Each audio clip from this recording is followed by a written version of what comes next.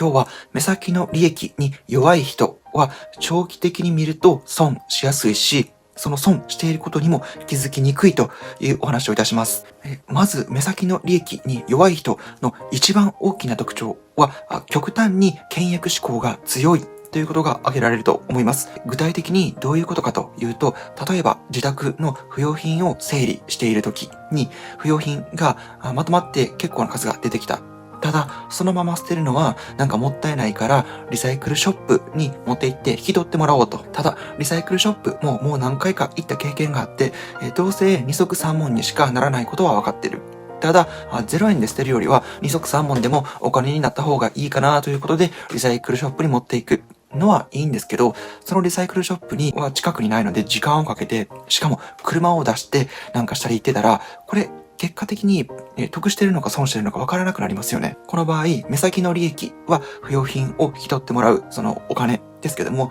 長期的なロスとしては行き帰りにかける時間とか、あるいは車のガス代ですよね。で、この場合はその不要品を捨てるのに比べてリサイクルになる、というかリユースを通じて地球環境に優しいから意義があるかもしれませんが、その場合も車の排気ガスと相殺して考える必要はありますよね。みたいな目先の利益を追求して結果的に損してしまうみたいな例があります。で、なんで、目先の利益を追求すると長期的なロスに気がつきにくくなるかということなんですが、やっぱり今日やってその日のうちに結果が出るとか、明日のうちに結果が出るみたいな目先の利益に比べて長期的な利益っていうのは観測するのが難しいですよね。で、しかもちょっとずつなんで、自立もみたいな感じでどんどんと結果が膨らんでいくので、なかなか観測がしづらい。に比べて目先の利益というのは、まさに今日売りに行ったらその場で現金になって帰ってくる、リサイクルショップの例ですけども、みたいに分かりやすいから、ついついそっちを優先してしまいやすくなるということですね。偉そうに言ってますけども、何を隠そう。私がまさにその目先の利益に弱くて、結果的に損してしまう代表的な人間の一人ですので、今日はですね、私が目先の利益に弱くて結果的に損してしまった事例を2つご紹介いたします。で、1つ目はパーマです。私は髪の毛にパーマを当ててもらうことがあるんですが、あるブログでパーマを長持ちさせる秘訣みたいなのが紹介されてたんですね。そのブログによると、長持ちさせる秘訣は、パーマを当ててもらった当日はお風呂に入っても髪の毛を洗わないことだと紹介されていて、なぜかというと、その理屈というのは、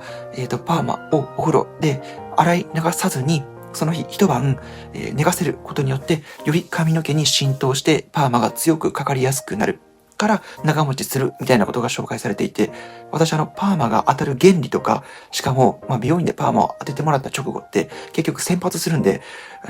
洗い流されてるとは思うんですが、仮に、じゃあそのブログで紹介されていたお風呂に入っても髪の毛を洗わないことによってパーマが長持ちするというのが正しかったとしてですよ。私も実践したことが何度かあるんですね。で、効果はあまりよくわからないんですが、仮に正しかったとして、つまりその日お風呂で髪の毛を洗わなければパーマの持ちが良くなるとして、この場合の目先の利益というのはパーマの持ちが良くなって、結果節約につながるということですよね。つまりパーマというのも1回当ててもらうのに15,000前後しますから、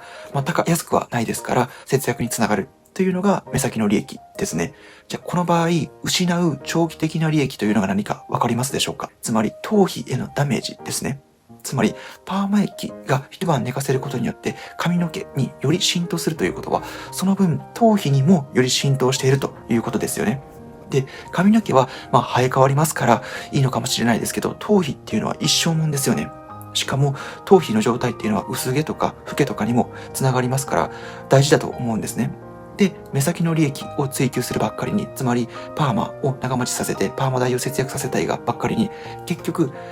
数年間では結果が出ないと思いますが、こういう習慣を5年、10年、20年と続けていくと、絶対に頭皮にダメージが蓄積して悪い結果が出そうですよね。となると、そこで薄毛治療とか、何ができるのかわかりませんが、いろいろと治療するとなると、結局、パーマの持ちを数日間から1週間ぐらい良くさせて節約してた代金っていうのは何だったんだということになりますよね。ということに私は気がついて、それ以来やめましたと。で、二つ目、目先の利益に弱くて、結果として損してしまう例の二つ目は、私の場合、自宅で洗えるスーツです。スーツって基本的にはクリーニング屋さんに持って行ってクリーニングしてもらいますよね。ただ、最近では自宅で洗える、つまりクリーニング不要のスーツ、ジャケットとかスラックスみたいなのも出てきていて、私はそれを愛用してるんですね。なぜかというと、クリーニング不要だから。で、やっぱりクリーニング一着してもらうと、千数百円かかったりしますよね。ですので、クリーニング不要のスーツを買うという場合の、この場合の目先の利益というのは、それによってクリーニング屋に行かなくていいようになるから、一着数千円じゃない、千数百円ぐらいが浮く、節約につながるということですよね。この場合、じゃあ、長期的に見て失うロス、損っていうのは何かわかりますでしょうか？それは選択を自分でしないといけなくなるということですね。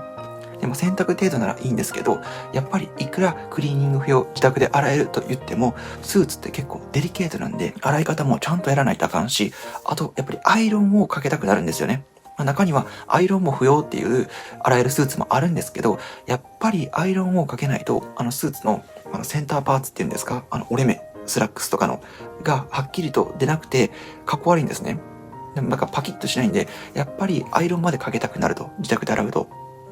特に私なんかそうなんですけど、慣れないアイロンなんか、しかもスーツのスラックスにアイロン当てるってめちゃくちゃ難しいんですよ。で、こういうのを3着もアイロン当てようものなら、で、しかもジャケットもアイロン当てようものなら、もう簡単に1時間2時間って時間使っちゃいますから、結局、目先の利益、スーツのクリーニング代、千数百円をケチって自宅で、1時間今日アイロン当ててたら得か損かわからないですよね。しかも私は慣れないアイロンというのが災いを読んで、結局そのアイロンで、この家の床を一部溶かしてしまったんですね。で、これ退去するときに絶対に私、いくら罰金というか、現状復帰にお金がかかるかわからないんですけど、多分10万円前後かかるんじゃないかなと思うんですよね。で、こんなことになってくると、もうそのスーツのクリーニング代、一着あたり千数百円の節約のために、結果慣れないアイロンをして、自宅の床を溶かして退去するときに、原料復帰代として10万円取られた。なってくると、もう、わかりやすく損してますよね。ということで私は遅かったんですが、自宅の床を溶かして以来、結局自宅でスーツを洗うことはなくなりました。というわけで、私は偉そうなこと言ってるんですが、短期的、目先の利益に目がくらみやすい人間の代表例なんで、気をつけていきたいんですが、やっぱりこういうお金の例だとわかりやすいですよね。で、別に目先の利益というのはお金の例に限らず、働き方とかもそうだと思うんですね。というのが、例えば、今働いてる会社の待遇に不満があると。だから本当は職場を変えたいんだけども、となると転職活動をしないといけない。で、転職活動ってかなりめんどくさいじゃないですか。だから結局、今の職場の待遇に不満はあるんだけども、転職活動がめんどくさいからやらない。先延ばしにする。となると、短期的な利益は転職活動をしないことですよね。めんどくさいから。でもこの場合、失う長期的な利益というのは、まさに待遇が改善されないということですよね。で、職場なんて、長く勤めるもんですから、待遇に不満がある職場に、5年、10年、20年、退職まで勤め続けた場合と、転職して、必ずしも転職がうまくいくとも限りませんが、より良い待遇の職場に移れた時との最終的な長期的な利益っていうのは全然違うはずですよね。とか、人間関係なんかもまさにそうだと思います。例えば、彼女が欲しい、人間関係というか恋愛の局面で彼女が欲しいと思っている。でも出会いの機会がないと。で、じゃあ、マッチングアプリをすればいいと思うんだけども、マッチングアプリも月々5000円前後かかりますから、そこまでお金払うのはもったいないように感じる。この場合、短期的な利益っていうのは、マッチングアプリを始めないことですよね。始めないことによって月々浮くというか、始めないことですよね。なぜなら月々5000円ぐらいかかるから。でも長期的に見たときに、例えば、彼女が欲しい人に限ってですよ。マッチングアプリを始めて、月々5000円かかる。それが数ヶ月かかるかもしれないけども、彼女ができたと。で、結果、いい関係になった。で、将来を一緒にするパートナーになった場合に、じゃああの時かけた月々5000円かける数ヶ月分ってそんな大したロスじゃないじゃないですか。一方で、あの時月々5000円かけたことによって今幸せな人生があるのであれば、それは結局、ということなのかなと。最後に、じゃあこの目先の利益を追いかけてしまう対策なんですが、やっぱり一度立ち止まってみることが大切なのかなと思いました。例えばお得な話を聞いた時に、確かにお得だなだからすぐに食いつくんじゃなくて、一回立ち止まってみる。で、それはまあ確かにお得かもしれないけども、ちょっと待てよというような思考ができると、短期的や目先の利益に目がくらみにくくなるのかなと思いました。以上、目先の利益にくらみやすい人の特徴とその対策のお話でした。このチャンネルはまだまだ垢抜けませんが、毎日配信頑張っておりますので、明日も夜の7時、19時頃に見に来ていただけるととても嬉しいです。最後まで見ていただきありがとうございました。今日も皆さんにとって素敵な一日となりますよう。いってらっしゃい。